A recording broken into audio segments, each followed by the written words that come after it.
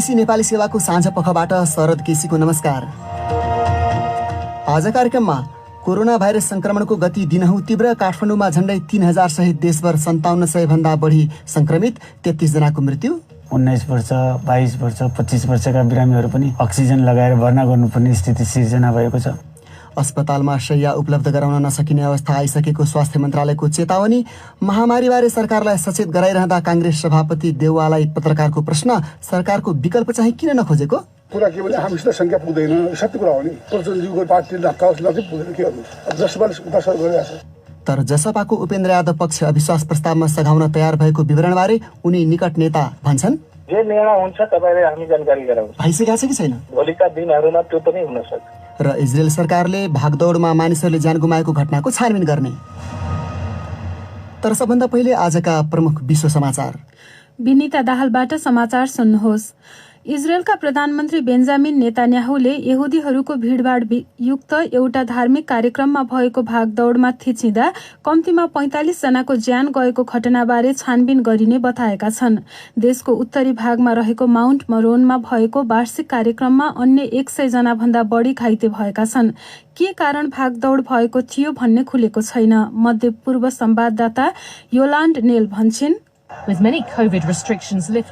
कोभिडका कारण लगाइएका थुप्रै प्रतिबन्ध हटाएपछि जम्मा हुने भिडका लागि प्रहरी तयार थियो र महामारी यता इजरायलमा भएको मानिसहरूको यो सबैभन्दा ठूलो भिड हो। प्रधानमन्त्रीले कहाँ गल्ती भएको थियो भनेर अनुसन्धान गरिने वचन दिएका छन्। बीबीसी संवाददाताको भनाई। भारतको सर्वोच्च अदालतले मानिसहरूले व्यक्त गरिरहेका दुःख वा सामाजिक सञ्जालमा गरेको सहायताको याचनालाई अधिकारीहरूले रोक्ने प्रयास गरे त्यसलाई अदालतको अवहेलनाको रूपमा हेरिने बताएका छन्। अक्सिजनको अभाव भएको र सरकारले मद्दत नगरेको भन्दै आलोचना गरिएका फेसबुक र ट्विटरमा राखिएका पोस्टहरू अधिकारीहरूले हटाएका छन्। दिल्लीमा रहेका अरुणोदय मुखर्जी भन्छन्, भारतको सर्वोच्च अदालतले कोरोना भाइरसले निम्ति आएको अहिलेको संकटका बेला मद्दत माग्ने र आफ्ना दुःख र भनाइहरू व्यक्त गर्ने अधिकार मानिसहरूसँग रहेको बताएको छ। होस्टल, मन्दिर र गिर्जाघरहरूलाई कोरोना भाइरसका बिरामी राख्ने ठाउँमा परिणत गर्न सकिने पनि अदालतले जनाएको छ। बीबीसी संवाददाताको भनाई। आज भारतमा संक्रमितको संख्या 3,90,000 पुगेको छ, जुन एकै दिनमा देखिएको अहिलेसम्मकै सर्वाधिक संख्या हो। भोलिबाट भारतमा 18 वर्ष उमेर माथिका सबैलाई खोप दिन लागिएको छ, तर थुप्रै राज्यहरूले आफूहरूसँग पर्याप्त खोप नभएको बताएका छन्। पाकिस्तानमा कोरोना भाइरस संक्रमितको संख्या तीव्र रूपमा बढ़िरहेका बेला सरकारका एक मन्त्रीले आउँदा केही साता अवस्था नाजुक हुने बताएका छन्। योजना विकास मन्त्री असद उमारले अक्सिजन चाहिने सिकिस्त बिरामीको संख्या 5360 पुगेको बताएका हुन्। उक्त संख्या गत वर्षको उच्च बिन्दुमा पुगेको संख्या भन्दा 50% भन्दा बढी हो। तपाई बीबीसी नेपाली सेवाको साँझ पख सुनिरहनु भएको छ। कोरोना भाइरसको संक्रमण नियन्त्रणका लागि भन्दै श्रीलङ्काले सबै खालका सार्वजनिक कार्यक्रम, विवाह र ठूला धार्मिक कार्यक्रमहरूमा 2 साताका लागि प्रतिबन्ध लगाएको छ। उक्त प्रतिबन्ध सोमबारबाट लागू हुनेछ। गत वर्ष पहिलो लहरको संक्रमणबाट छिट्टै राहत पाएको श्रीलङ्कामा विगत केही दिनमा नयाँ संक्रमितको संख्या दैनिक 1000 भन्दा बढी छ। किर्गिस्तान र ताजिकिस्तानको सीमामा भएको झडपहरूमा 40 भन्दा बढी मानिसको ज्यान गएको छ। पानीलाई लिएर विवाद हुँदा उक्त क्षेत्रमा स्थानीय समुदायहरूबीच ढुङ्गा हानाहान हुँदा हिंसा चर्किएको थियो। ज्यान गुमाउने मध्ये धेरै किर्गिस्तानका छन्। दुवै देशले उक्त क्षेत्रबाट आफ्ना सुरक्षाकर्मीलाई फिर्ता गर्ने सहमति जनाएका छन्। संयुक्त राष्ट्र संघको मानवाधिकार आयोगले चाडमा प्रदर्शनकारीमाथि सुरक्षा फौजले चलाएको बन्दुकका घटनाको निन्दा गरेको छ। त्यहाँ हालै सेनाले सत्ता हातमा लिएपछि मानिसहरूले त्यसको विरोधमा प्रदर्शन गरिरहेका छन्। राजधानी जमेना र अर्को शहर मुन्डुमा मंगलबार कम्तीमा 6 जना मानिसको ज्यान गएको थियो र 650 भन्दा बढीलाई गिरफ्तार गरिएको छ। र रुसका आर्थिक मामिलाका नियामकहरूले जेलमा रहेका विपक्षी नेता अलेक्सी नवाल्नीलाई समर्थन गरिरहेका क्षेत्रीय कार्यालयहरूलाई अतिवादी संगठनको सूचीमा राखेका छन्। नवाल्नीले खोलेको भ्रष्टाचार विरोधी संस्थालाई अतिवादी भनी अदालतले निर्णय सुनाउने ठानिएका बेला उक्त निकायले यस्तो कदम चालेको हो। यो बीबीसी नेपाली सेवा हो।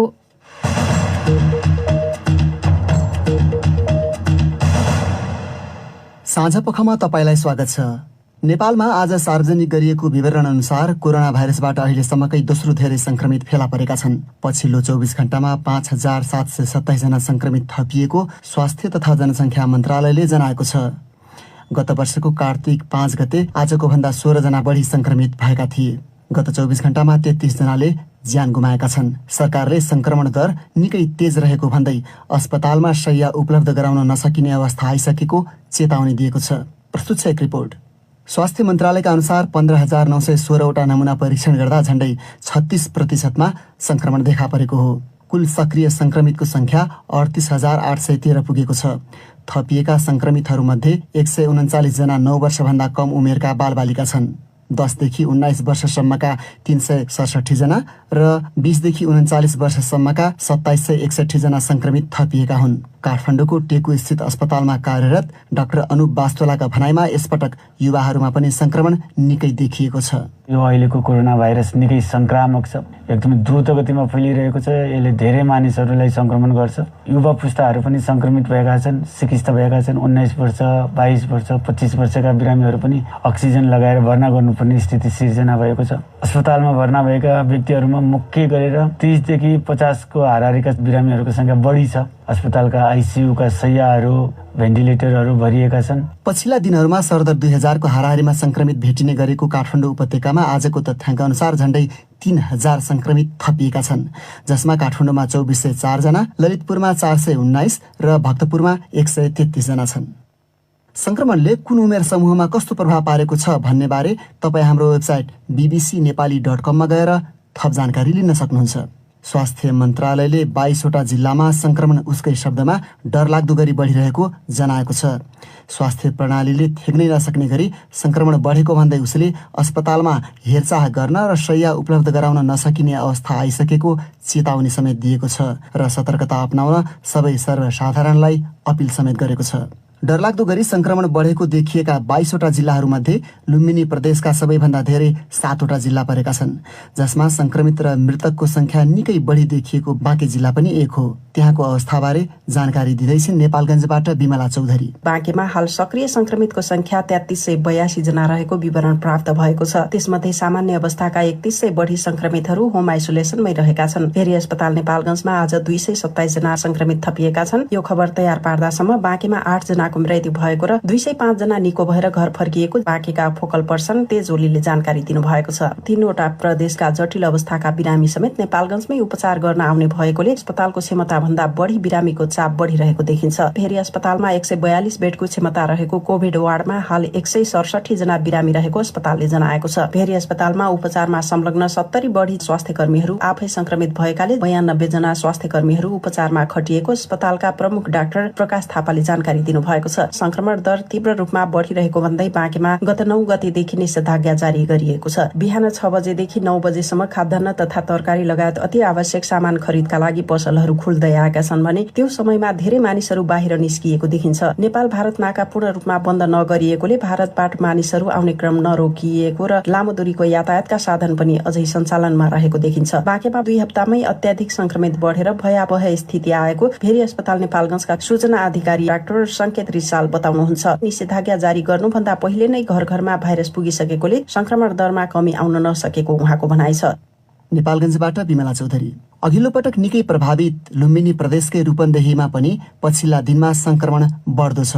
बुटवलबाट माधव नेपाल भन्छन्, लुम्बिनी प्रदेशमा कोरोना भाइरसबाट सबैभन्दा बढी संक्रमित भएको जिल्ला हो रूपन्देही। अहिलेसम्म प्रदेशभरि करिब 38,000 को हाराहारीमा संक्रमित हुँदा रूपन्देही जिल्लामा मात्र 12,000 बढी संक्रमित भएका छन्। प्रदेश स्वास्थ्य निर्देशनालयका अनुसार अहिले करिब 2,800 जना सक्रिय संक्रमित मध्ये गम्भीर अवस्थामा रहेका 104 जनाको विभिन्न अस्पतालहरूमा उपचार भइरहेको छ। रूपन्देहीमा संक्रमित हुनेहरूको संख्या पनि बढ्दो क्रममा देखिएको छ। यो एक सातामा मात्रै दैनिक करिब 300 बढीको हाराहारीमा संक्रमित थपिएका छन्। अस्पतालहरूमा बिरामीको चाप बढ्दै जाँदा बेडको अभाव देखिन थालेको छ। बेड नै नपाएर कतिपयको ज्यान गएका घटनाहरू पनि सार्वजनिक भएका छन्। जिल्लामा सरकारी र निजी गरी 5 वटा ठूला अस्पतालहरूमा उपचार गरिँदै आएको छ, तर ती सबै अस्पतालको बेड संख्या भने 200 पनि पुगेको देखिन्न। केही स्थानीय तहले हालै मात्र अस्पतालहरू सञ्चालनमा ल्याएका छन्। विज्ञहरूले अस्पतालको संख्या तथा अस्पतालहरूमा बेडहरू थप्नुपर्ने माग गर्दै आएका छन्। संक्रमण तीव्र हुँदै गएपछि हिजोदेखि जिल्लामा निषेधाज्ञा लगाइएको छ। बिहान र दिउँसो पालना भए जस्तो देखिए पनि साँझ परेपछि भने सडकमा मानिस तथा सवारीका साधनहरू निस्केको देखिन्छ। मालवाहक बाहेक सार्वजनिक सवारीका साधन भने चलेका छैनन्। माधव नेपाल, BBC बुटवल। अब लागौं रूपन्देही भन्दा पूर्वतर्फ। चितवनको अवस्था चित्रण गर्दैछन् नारायणगढबाट ईश्वर जोशी। चितवनमा पछिल्लो समयमा 835 जना कोरोना भाइरसका बिरामी रहेको स्वास्थ्य कार्यालय चितवनका प्रमुख दीपक तिवारीले बताए।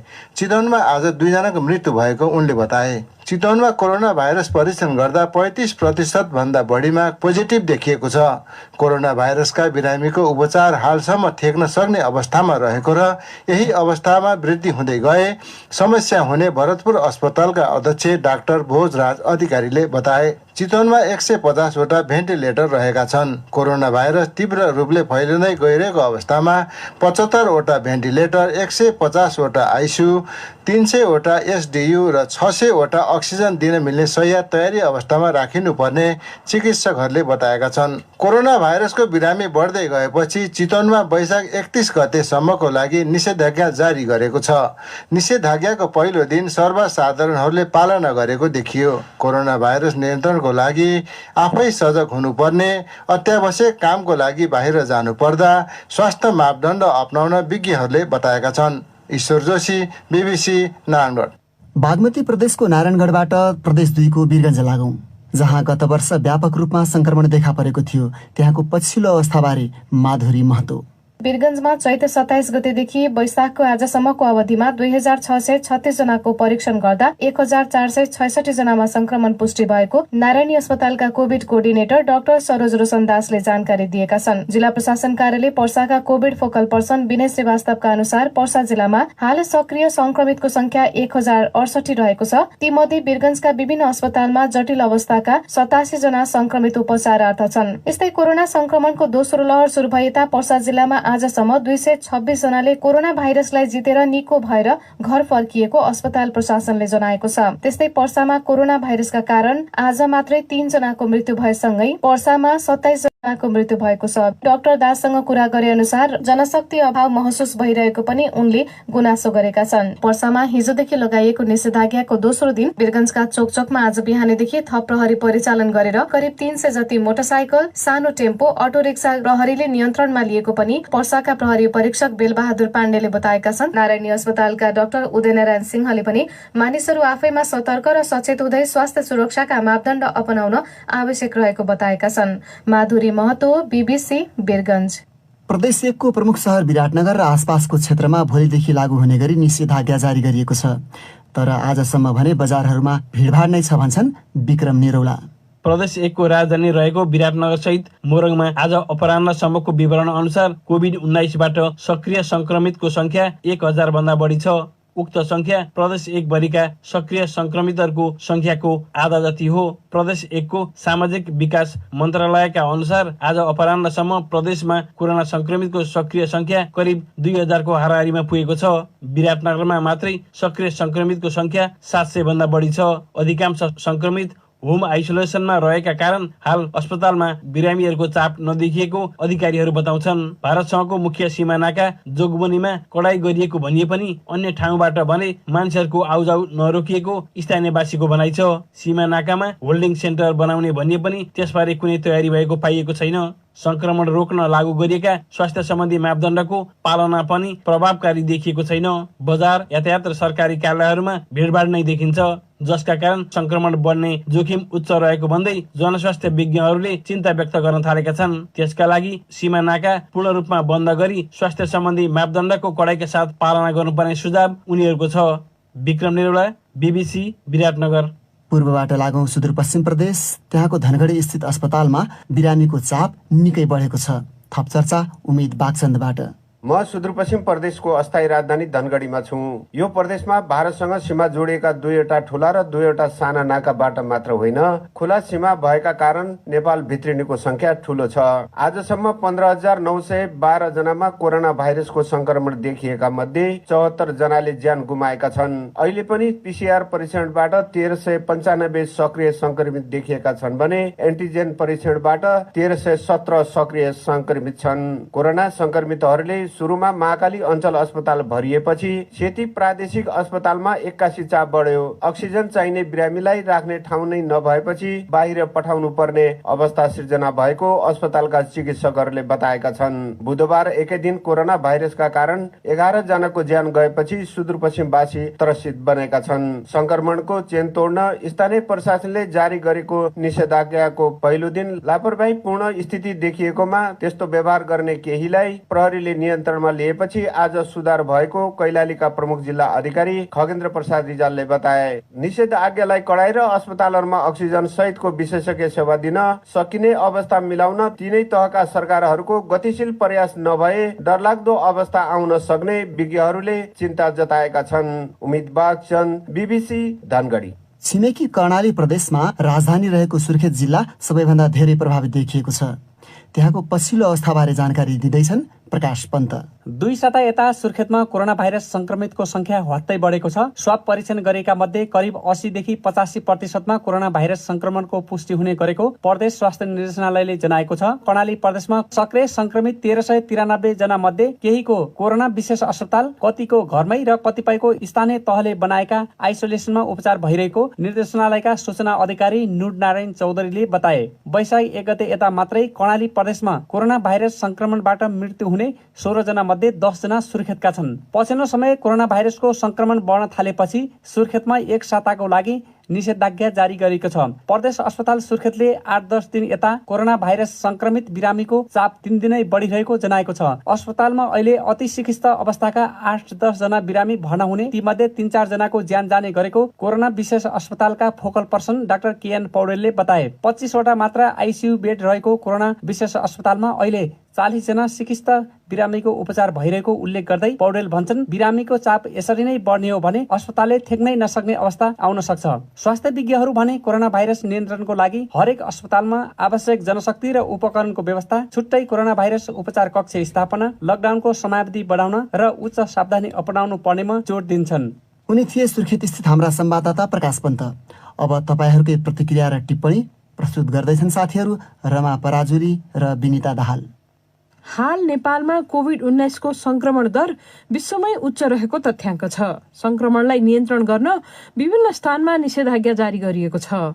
यो परिस्थितिमा आफ्नो परिवार र समुदायलाई सुरक्षित राख्न कस्ता कस्ता उपाय अवलम्बन गर्नुपर्ला भनी आज सामाजिक सञ्जाल फेसबुक र ट्विटरमा राखेको प्रश्नमा हामीलाई थुप्रै प्रतिक्रिया प्राप्त भएका छन्। ती मध्ये केहीलाई हामी यहाँ प्रस्तुत गर्दैछौँ। सीता भूषाल लेख्छिन्, सबैभन्दा पहिला सरकारले चालेको निषेधाज्ञाको कदमलाई सकारात्मक रूपमा हेरौं। आफ्नै परिवारको सदस्य बाहेक घरमा कुनै पनि किसिमको मानिस बोलाएर भेला नगरौं। योग तथा शारीरिक व्यायाम गरौं, सकारात्मक सोचौं र आफूलाई खुसी राख्ने प्रयत्न गरौं। एम्बुलेन्स तथा डाक्टरको फोन नम्बर साथमा राखौं। आधिकारिक समाचार मात्र सुनौं, हल्लाको पछाडि नलागौं। घरभित्रै बसेर गर्न सकिने रचनात्मक काम गरौं। किताब पढौं, मन लागेका सिप सिकौं। आमा बुवासँग कुराकानी गरेर आफ्ना भावना साटौं। त्यसले गर्दा घरमा अपनत्व बढ्छ। भानु नेउपानेले लेखेका छन्, स्थिति दिनानुदिन भयावह बनिरहेको छ, तर यसको विकल्प निषेधाज्ञा हो जस्तो मलाई लाग्दैन। किनकि बिरामी मान्छेलाई अरूले व्यवस्था गर्दा झन मृत्यु भइरहेको छ। यसले गर्दा सरकारले बरु आफू बचेर बिरामीलाई सहयोग गर्ने सल्लाह दिनुपर्छ। बिरामीबाट टाढिन खोज्ने हो भने भोलि स्थिति झन जटिल हुनेछ। यमराज डाङ्गीको सुझाव छ, सेनिटाइजर र मास्कको प्रयोग निरन्तर गरिरहनुपर्छ। मास्कलाई सम्भव भए प्रत्येक 24 घण्टाको फरकमा परिवर्तन गर्ने गरौं। रुगा खोकी, टाउको दुख्ने, ज्वरो आउने जस्ता यो रोगका लक्षण जुनसुकै बेला पनि देखिन सक्छ। त्यसकारण यी रोगका औषधि पहिला नै घरमा राखौं। वीरेन्द्र जोशी भन्छन्, अति आवश्यक काम बाहेक केही दिन घरमै बसौं। घर बाहिर निस्कनै परे मास्कको अनिवार्य प्रयोग गरौं। सामाजिक दूरी कायममा विशेष ध्यान दिउँ। आफूभन्दा अरू सबै संक्रमित हुन् भन्ने सोचौँ, अरूबाट टाढा बसौँ। यसका साथै खानपानमा विशेष ध्यान दिएर प्रतिरोधात्मक शक्ति बलियो राखौँ। छत्र कोइराला लेख्छन्, आफ्नो परिवारमा दुर्घटना नभई हामी चेत्दैनौँ। अब सोच बदल्न जरुरी छ। अरूले के भन्छन् भन्ने कुरा बिर्सिएर कठोर हुँदै कोभिडका स्वास्थ्य विधि अपनाएर बस्दा आफू, परिवार र समाजलाई सुरक्षित राख्न सकिन्छ। नरेश निखिल श्रेष्ठले फेसबुकमा लेखेका छन्, अहिले गाउँभन्दा बढी बजारमा देखिएको कोरोना भाइरसको संक्रमण गाउँ गाउँमा अब फैलिएर भयावह हुन सक्छ। भारतबाट गाउँमै धेरै गइरहेका छन्, त्यसैले सीमामा कडाई गर्नुपर्छ। सीमामा क्वारेन्टिनमा राखेर परीक्षणपछि मात्रै गाउँ पठाउनुपर्छ। हेम शर्माको धारणा छ, यो आपतकालीन अवस्थामा आफू सुरक्षित हुनुपर्छ। भौतिक रूपमा हामी बीच दूरी भए पनि मनोवैज्ञानिक एकता कायम गरी मिलिजुली हरेक समस्या हल गर्न हामी तत्पर हुनुपर्छ। प्रवीण शर्मा लेख्छन्, सबभन्दा पहिला सरकारका मन्त्रीलाई सुझाव, अरूलाई भिडभाड नगर्नु भन्दै उर्दी जारी गरी आफूहरू उद्घाटन, शिलान्यास, सभा समारोह गर्दै हिँड्नेलाई कडा कारवाही हुनुपर्छ। अब केही अन्तर्राष्ट्रिय विषयहरू। इजरायलका प्रधानमन्त्री बेन्जामिन नेतन्याहुले भिडभाडयुक्त धार्मिक कार्यक्रममा भएको भागदौडमा थिचिएर मानिसहरूको ज्यान गएको घटनाबारे छानबिन गर्ने बताएका छन्। माउन्ट मरोन नजिकै रहेको उक्त क्षेत्रमा पुगेका प्रधानमन्त्री बेन्जामिन नेतन्याहुले गम्भीर खालको अनुसन्धानले त्यस्ता घटना भविष्यमा नहुने प्रत्याभूत गर्ने बताए। उक्त रातभरको धार्मिक कार्यक्रममा कम्तीमा 45 जनाको ज्यान गएको छ भने 100 भन्दा धेरै घाइते भएका छन्। बीबीसीका विवरणहरूमा आधारित एक रिपोर्ट विनिता दाहालबाट सुन्नुहोस्। 10,000 यहुदीहरू भेला भएको उक्त धार्मिक कार्यक्रममा के कारण भागदौड भएको थियो र मानिसहरूले थिचिएर ज्यान गुमाउनु पर्यो भन्ने खुलेको छैन। घटनास्थल पुगेका प्रधानमन्त्री बेन्जामिन नेतान्याहुले पत्रकारहरूसँग बोल्दै घटनास्थलका दृश्य हृदय विदारक रहेको र मानिसहरू ज्यानै गुमाउने गरी थिचिएको र त्यसमा बालबालिकाहरू पनि रहेको बताएका छन्। प्रधानमन्त्रीले उनकै शब्दमा देशमा भएका मध्येको यो एउटा भयानक विपद भएको भन्दै आइतबार राष्ट्रिय शोक मनाइने बताएका छन्। भागदौड स्थानीय समय अनुसार रातको 1 बजे भएको थियो र प्रारम्भिक खबरहरूका अनुसार त्यहाँको एउटा संरचना भत्किएको थियो, तर प्रहरीको अभाव भइरहेको छ। भारतको केन्द्रीय सरकारले महामारी मच्चिएका बेला चुनावी र धार्मिक कार्यक्रम जारी राख्न दिएको भन्दै व्यापक आलोचना खेपिरहेको छ। तर स्वास्थ्य मन्त्रीले बिहिबार सरकारको बचाउ गर्दै भारतमा मृत्युदर संसारकै न्यूनतम रहेको र अक्सिजन उपलब्धता पर्याप्त रहेको बताएका छन्। मन्त्री हर्षवर्धनले ANI समाचार एजेन्सीलाई अब अक्सिजन धेरै स्रोतहरूबाट उपलब्ध गराइएको, विदेशबाट पनि ल्याइएको र तिनको भण्डारण स्थल निर्माण भइरहेको बताए। मानिसहरू आफ्ना प्रियजनका लागि त्यस्ता अत्यावश्यक वस्तुका लागि सामाजिक सञ्जालमा याचना गरिरहेका छन्। विज्ञहरू लकडाउन लगाउनु र खोप लगाउनु मात्रै समाधान गर्ने उपाय भएको बताइरहेका छन्। संसारकै सबभन्दा ठूलो मात्रामा खोप उत्पादन गर्ने मुलुक भए पनि भारतसँग खोप लगाउन मिल्ने उमेर समूहका करिब 80 करोड मानिसका लागि आवश्यक मात्रा उपलब्ध छैन। कैयौं राज्यहरूले खोपको अभाव भएको बताइरहेका छन्। 2 करोड जनसङ्ख्या भएको भारतको आर्थिक राजधानी मुम्बईमा खोप भण्डारण कम हुँदै गएकाले 3 दिनका लागि उसको खोप कार्यक्रम स्थगित गरेको त्यहाँको सरकारी निकायले विज्ञप्ति मार्फत जनाएको छ। मुम्बईका लागि महानगरीय आयुक्त अश्विनी भिडेले ट्विटरमा जनाए अनुसार अहिले भण्डारणमा रहेको खोप 45 वर्ष माथिका लागि छुट्याइएको छ। कोरोना भाइरसको दोस्रो लहरको मार भोगिरहेको भारतका सम्बन्धमा त्यो रिपोर्ट सुन्नुभयो रमा पराजुलीबाट। तपाईँ बीबीसी नेपाली सेवाको साँझपख सुनिरहनु भएको छ। अन्तिम विषय नेपाली राजनीतिको। प्रमुख प्रतिपक्षी नेपाली काङ्ग्रेसका सभापति शेरबहादुर देउवाले जनता समाजवादी पार्टी जसपाले वर्तमान सरकारलाई नै साथ दिइरहेको बताएका छन्। कोरोना भाइरसको महामारीबारे सरकारको ध्यानाकर्षण गराउन आफूले आयोजना गरेको पत्रकार सम्मेलनमा देउवालाई पत्रकारहरूले सोधेका थिए, सरकारको विकल्प दिन चाहिँ किन अग्रसर नभएको। तर देउवाले व्यवस्था दर्शाउँदै भने, नेपाली काङ्ग्रेस पार्टीले नि काङ्ग्रेसको नेतृत्वमा चाहिँ वैकल्पिक सरकार बनाउने निर्णय गरेका छ नि, पहल गर्ने भनेकै छ। तर सङ्ख्या पुग्नुपर्छ। यहाँ त सङ्ख्या नपुग्ने काम चाहेर हुन्छ, प्राइभेट हुन चाहन्छ भने प्राइभेट हुन्छ। कुरा के भने हामीसित सङ्ख्या पुग्दैन, सत्य कुरा हो नि। प्रचण्डज्यूको गरेको पार्टीले नकाओस् नजिक पुग्दैन, के गर्नु। जसपाले दर्शक गरिरहेको छ। नेपाली काङ्ग्रेसका सभापति शेरबहादुर देउवा उनले पारित हुने निश्चित नभएकाले अविश्वास प्रस्ताव दर्ता नगरेको पत्रकारहरूलाई जानकारी दिए। काङ्ग्रेस र नेकपा माओवादी केन्द्रले जसपाको निर्णय पर्खेको देखिन्छ। त्यस विषयलाई लिएर जसपा पार्टीभित्र अहिले चरम विवाद प्रकट भएको देखा परेको छ। नेता बाबुराम भट्टराई र उपेन्द्र यादव पक्ष अविश्वास प्रस्तावलाई साथ दिने निर्णयमा पुगिसकेको समाचारहरू आएका छन्। तर उपेन्द्र यादव निकट नेता राम सहाय यादवले बीबीसीसँग भने, होइन, अब जे निर्णय हुन्छ सार्वजनिक तपाईँहरूलाई हामी गराउँछौँ। अविश्वास प्रस्तावलाई साथ दिने निर्णय गरिसक्नु भएको छैन? त्यसो भए जे निर्णय हुन्छ तपाईँलाई हामी जानकारी गराउँछौँ। भइसकेको छ कि छैन? अहिले जे निर्णय भएको छ नि त्यो मैले भने नि तपाईँ, भोलिका दिनहरूमा त्यो पनि हुन सक्छ। के त्यसो भए पार्टी फुट्ने नै भयो? होइन, पार्टीको निर्णय सबैले मान्नुपर्छ। सरसम्मत नभएपछि, आफ्नै कुरा नभएपछि पार्टीको बहुमतको निर्णय हुन्छ, त्यो अल्पमतले मान्नुपर्छ। सकभर सर्वसम्मतिबाट निर्णय हुनुपर्छ। सर्वसम्मत निर्णय नभएपछि पार्टीको विधानमा उल्लेख भए अनुसार बहुमतको निर्णयमा जानुपर्छ। लोकतान्त्रिक प्रक्रियामा गएर निष्कर्षमा पुग्नै पर्छ। त्यही आधारमा हामीले निर्णय गरे। जसपा नेता राम सहाय प्रसाद यादव पक्षले जसपाको कार्यकारिणी समितिको बहुमतको बैठकको आधारमा भन्दै लुम्बिनी प्रदेशमा सरकारमा सहभागी भएका 4 जना सदस्यमाथि कारबाही गरेपछि उक्त पार्टीभित्र चर्को विवाद देखा परेको हो। मन्त्री बनेका उनीहरूलाई प्रदेशसभा सदस्यबाट निष्कासन गर्ने निर्णय अवैध भएको भन्दै महन्त ठाकुर पक्ष निर्वाचन आयोग पुगेको छ।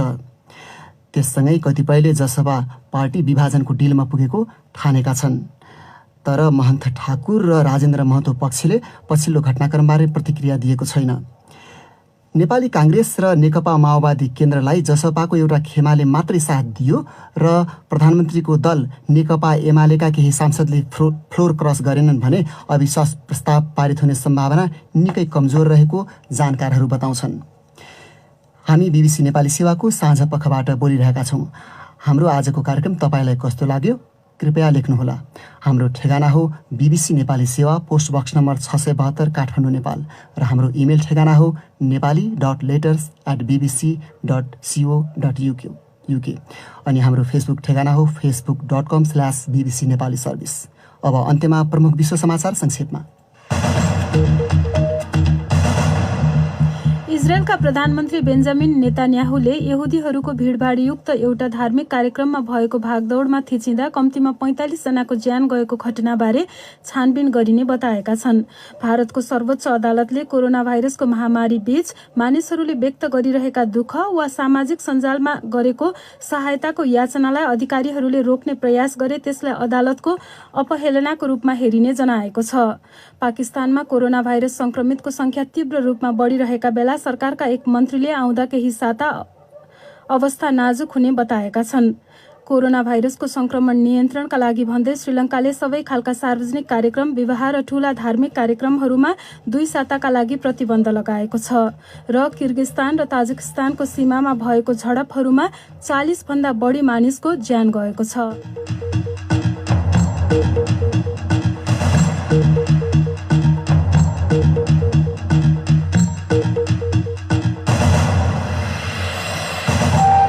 हवस् त यसका साथै बीबीसी नेपाली सेवाको साँझ पख यहीँ सकिन्छ। अब हामी सोमबार बिहान 7:15 बजे मात्र आउनेछौँ। त्यस बेलासम्मका लागि हामी सबैलाई बिदा दिनुहोस्। नमस्कार।